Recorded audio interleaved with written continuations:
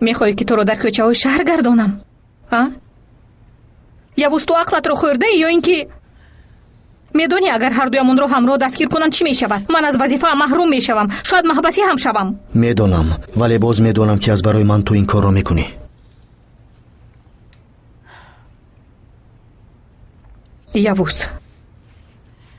یوز با من گوش کن. وضعیت در حقیقت بد است. لطفاً به نزدیکترین شعبه پلیس رفته تسلیم شو. التماس. نمیتوانم دریا. برای چی؟ برای اون که من باید به یک جا بروم. خوب، با من گوی، من رفتم مسئله رو حل کنم. باور کن حل کرده نمیتوانی. پس چی گپ است؟ گفته نمیتوانم، تو باید به من باور کنی. دیوانه میشوم. براستی دیوانه میشوم. خدا جان، این چگونه سنجش است؟ من اجازت نمیدهم که از اینجا روی.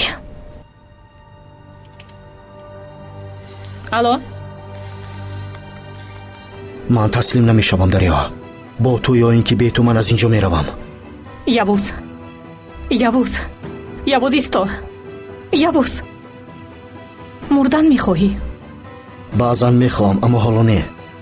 در همه جا تو رو میکوبند. پلیس و ژاندارم ها، کشافان. همین که به کوچه برآمدی بدون که تو رو دستگیر میکنند. میدونم یک طرفی است. نمیستم، نمیتوانم. پس بیا همراه میرویم. یوز همینجا است. من وقت ندارم، دریا یک سوی است. یوز،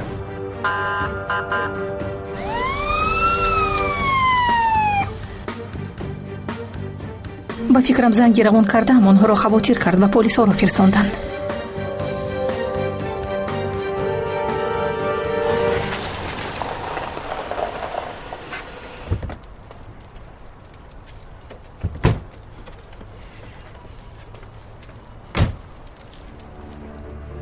صادق، چند پایگاهی که داریم، چند آدمی که در آن جاها هست، همه را گرفته به اینجا بیار، زیرا اگر آنها آیند تمامی راه ها بسته می شوند. خوب فهمیدم. اینجا به خطر است. این بنا را حتی تنگ خراب کرده نمیتواند.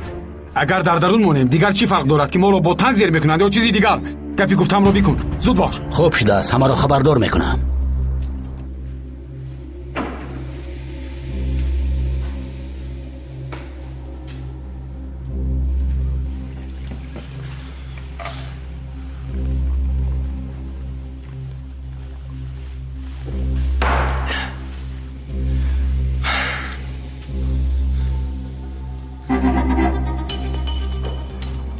به همه خبر رساندم درگان.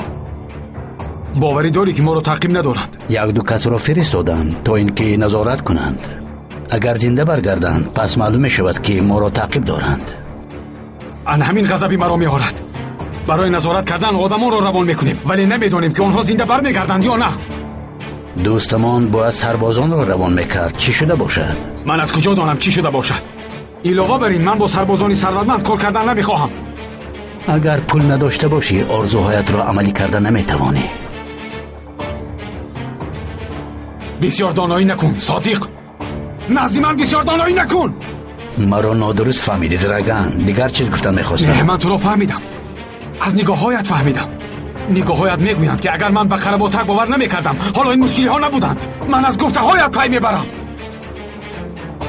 پروا نکن. او را با دستان خودم نابود میکنم.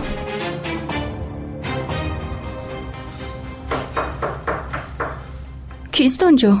خانم پروکورور، ما این پلیس ها. شما به رقم 155 زنگ زدید. خواستیم خبر گیریم.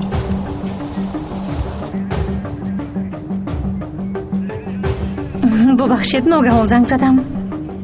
باوری دارید؟ اگر راضی باشید ما در آمده یک خانه را خبر گیریم. نه، با این حاجت نیست. در داخل کسی هست؟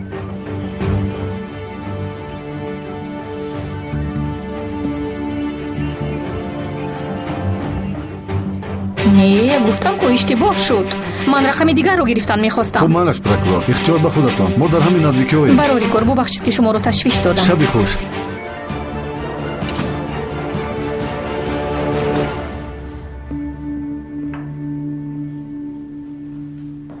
قماندان، سیگنال حالا هم فعال است.